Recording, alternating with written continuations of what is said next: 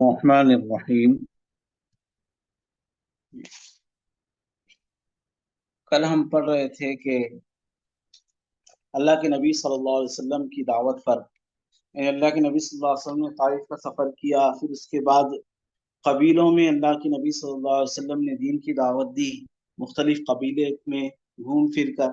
پھر حج کا مہینہ آیا تو حج کے مہینے میں مدینے کے رہنے والے لوگ بھی وہاں آیا کرتے تھے، مختلف دنیا بھر کے لوگ وہاں آیا کرتے تھے حج کرنے کے لیے۔ تو اس میں سے مدینے کے رہنے والے دو مشہور قبیلے اوس و خزرج کے لوگ بھی وہاں آئے تھے۔ اللہ کے نبی صلی اللہ علیہ وسلم کی دعوت پر ان لوگوں نے بھی، یعنی دین کی دعوت پر ان لوگوں نے بھی اسلام قبول کیا۔ پھر دوسرے سال مدینے سے 12 آدمی مسلمان ہو کر آئے، اور انہوں نے خواہش ظاہر کی کہ ہمارے ساتھ کوئی ایسا آدمی بھیج دیا جائے جو ہم کو اسلام کی باتیں سکھائے اور شہر میں آ کر دین کی بات کہے، وعظ کہے اور ہمیں دین سکھائے۔ تو آپ صلی اللہ علیہ وسلم نے اس کام کے لیے مصعب بن عمیر رضی اللہ عنہ کو بھیجا۔ مصعب بن عمیر رضی اللہ عنہ پرانے مسلمانوں میں تھے، تو مصعب بن عمیر رضی اللہ عنہ کی دین کی محنت سے وہاں بہت سارے لوگوں نے اسلام قبول کر لیا، بہت سارے لوگ اسلام کے حلقے میں آ گئے مدینے کے۔ پھر کیا ہوا؟ اب عقبہ کی بیعت، عقبہ کی بیعت یہ ہم پڑھ رہے ہیں پیج نمبر 46 سے شروع کر رہے ہیں۔ عقبہ کی بیعت اگلے سال جب حج کا زمانہ آیا، یعنی اگلے سال جب حج کا زمانہ آیا تو یثرب سے یعنی مدینے سے 72 آدمی حضرت صلی اللہ علیہ وسلم سے ملنے آئے اور چھپ کر آپ صلی اللہ علیہ وسلم کے ہاتھ پر بیعت کی۔ اس وقت آپ صلی اللہ علیہ وسلم کے ساتھ آپ کے چچا عباس رضی اللہ عنہ بھی تھے، جو گو یعنی اگرچہ ابھی تک مسلمان نہیں ہوئے تھے، مگر آپ صلی اللہ علیہ وسلم سے بہت محبت رکھتے تھے۔ انہوں نے ان لوگوں سے کہا کہ محمد صلی اللہ علیہ وسلم اپنے خاندان میں بڑی عزت رکھتے ہیں، دشمنوں کے مقابلے میں ہم ہمیشہ ان کا ساتھ دیتے رہے، اب یہ تمہارے پاس جانا چاہتے ہیں، اگر تم مرتے دم تک ان کا ساتھ دے سکو تو بہتر ہے، ورنہ ابھی سے جواب دے دو۔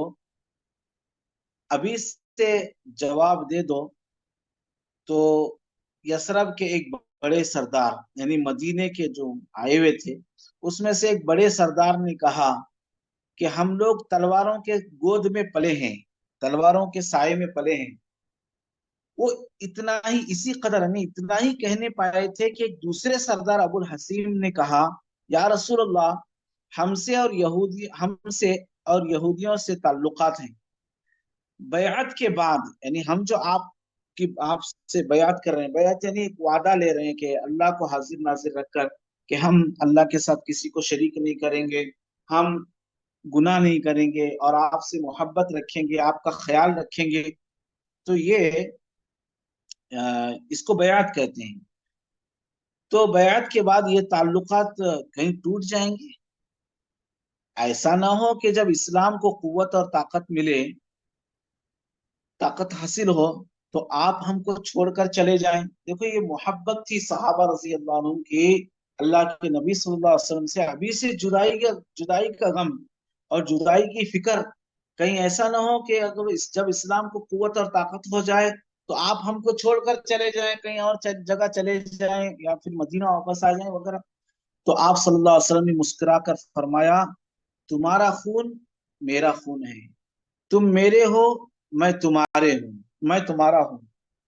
اس کے بعد آپ صلی اللہ علیہ وسلم نے ان میں سے 12 نقیب یعنی 12 سردار چنے، نقیب یعنی سردار چنے، ان کے نام خود انہی لوگوں نے چن کر بتائے۔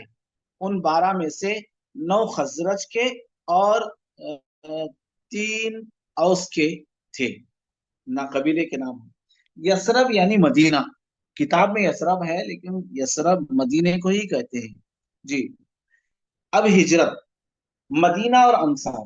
یثرب یعنی مدینے میں مسلمانوں کو امن کی جگہ مل گئی، اس لیے حضرت صلی اللہ علیہ وسلم نے مکہ کے مسلمانوں کو اجازت دی کہ وہ اپنا دیش چھوڑ کر शहर यसरब को चले जाएं, मदीना चले जाएं। मुसलमानों ने आहिस्ता आहिस्ता अब यसरब को हिजरत करनी शुरू की, मदीने की तरफ हिजरत करनी, यानी हिजरत यानी छोड़कर चले जाना, दूसरी तरफ हिजरत करनी शुरू की। आखिर में खुद आ हजरत सल्लल्लाहु अलैहि वसल्लम ने भी मक्के को छोड़कर हिजरत करनी चाहिए। कुरैश के लोगों को भी इसकी खबर मिल चुकी थी।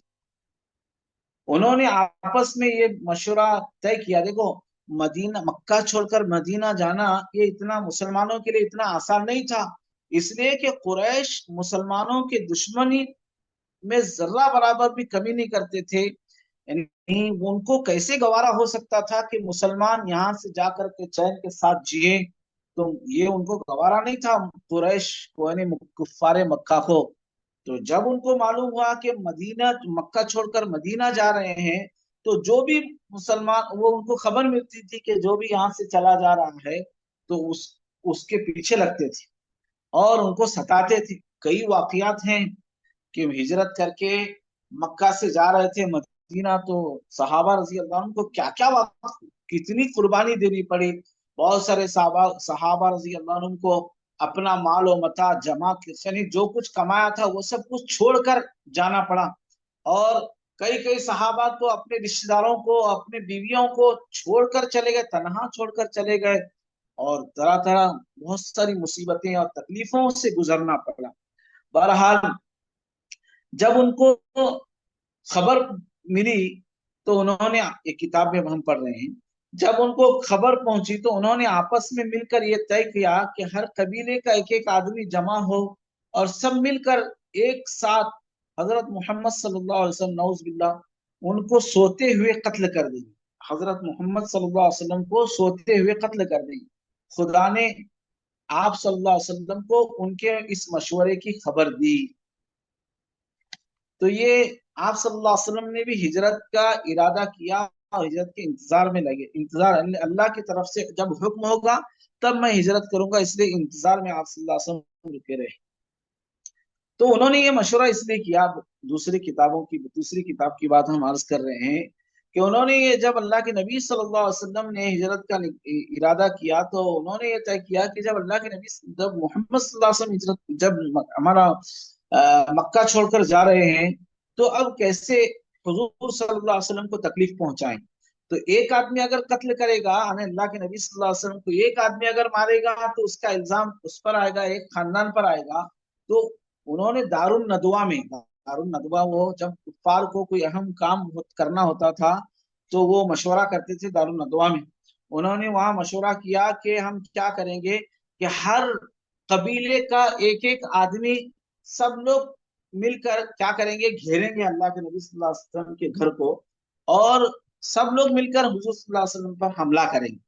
देखो यहाँ एक बात हम अर्ज करते हैं कि अगर कुफ्फारे मक्का हुजूर सल्लल्लाहु अलैहि वसल्लम को कुछ तकलीफ देना चाहें, तो अल्लाह की कसम, वो अल्लाह के नबी सल्लल्लाहु अलैहि वसल्लम का एक बाल भी बीका नहीं कर सकते।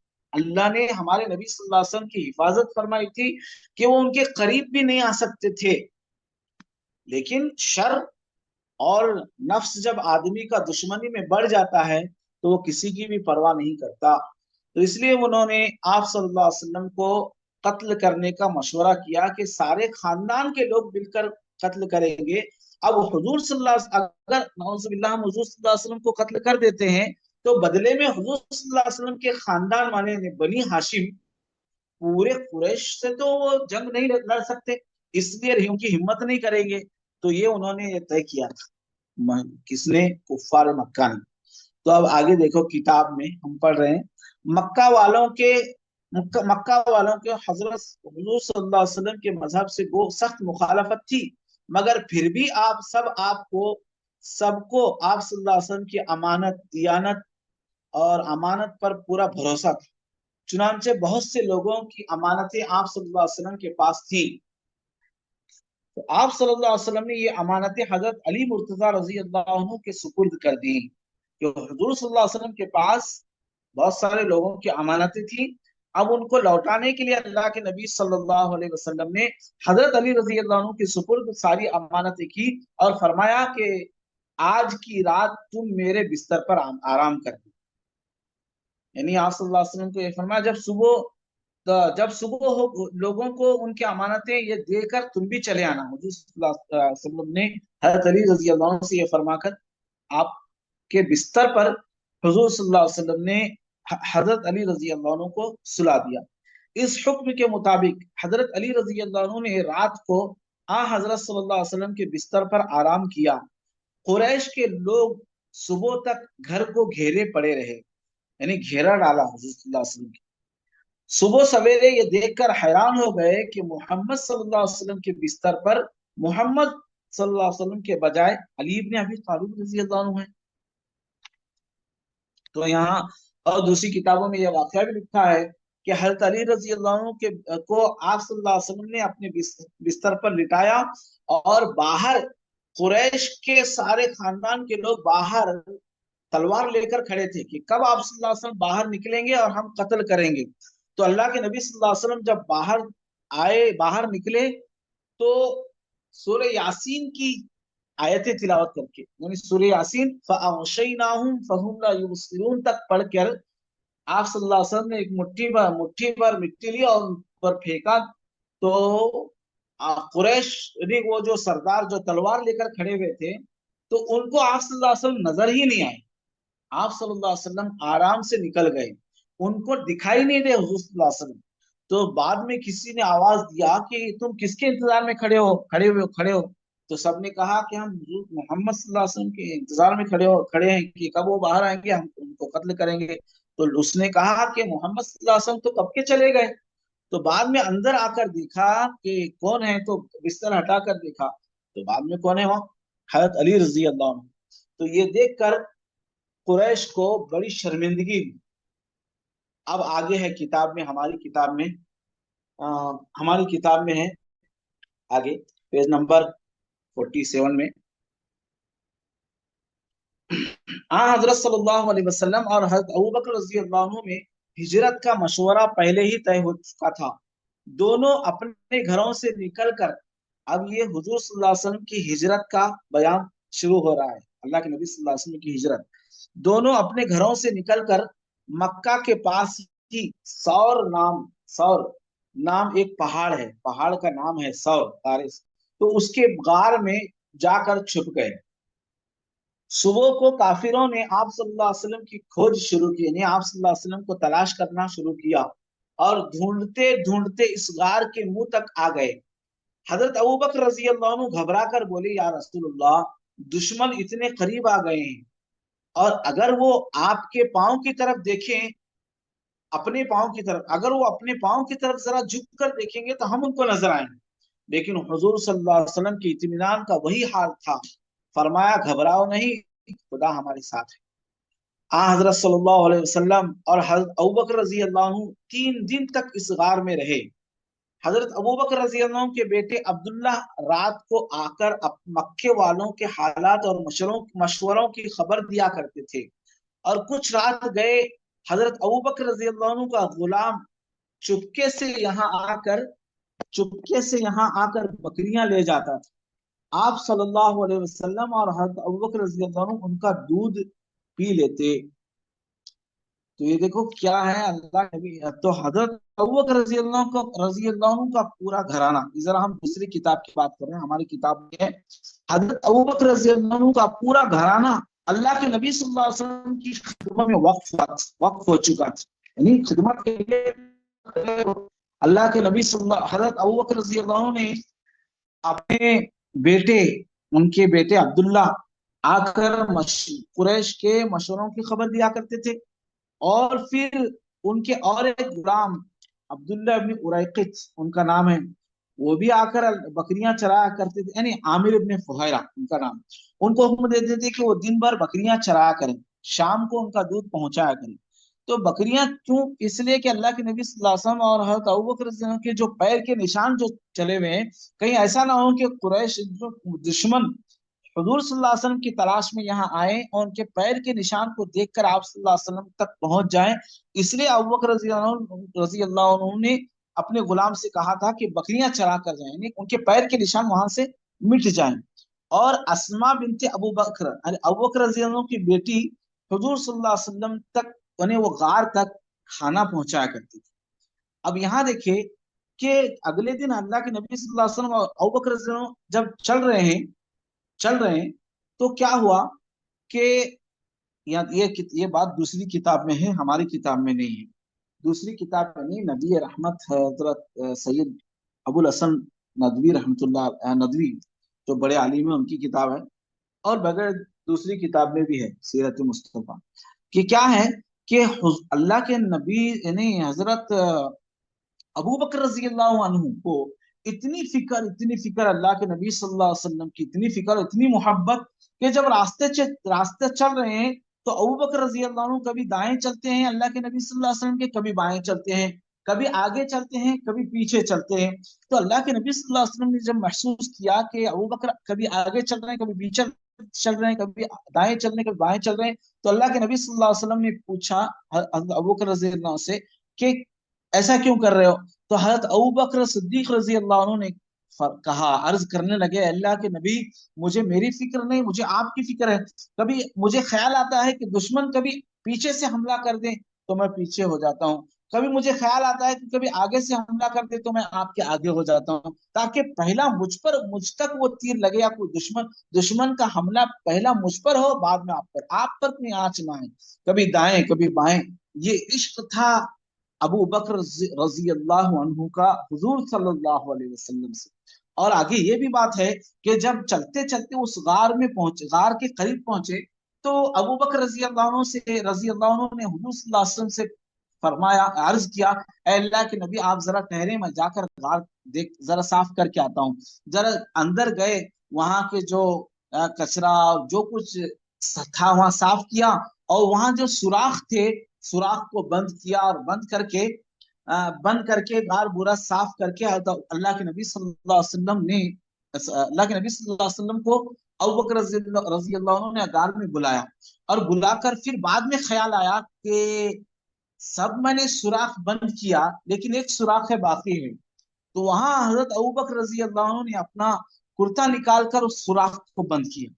پھر اللہ کے نبی صلی اللہ علیہ وسلم لیٹ گئے حضرت ابو بکر رضی اللہ عنہ کی یعنی ران پر، مان لی جس کو گود میں لیٹ گئے، اور ایک سوراخ باقی تھا، اس سوراخ اب بند کرنے کا کیسے بند کریں؟ اللہ کے نبی صلی اللہ علیہ وسلم بھی ان کے گود میں ہیں، یعنی ان کا سر ان کے گود میں ہے، تو حضرت ابوبکر رضی اللہ عنہ نے اپنا پیر اس سوراخ میں کر دیا تاکہ کوئی موذی جانور، تکلیف دینے والی چیز، سانپ وغیرہ وہاں سے نہ نکلے، بچھو وغیرہ، اور اللہ کے نبی صلی اللہ علیہ وسلم کو تکلیف نہ ہو۔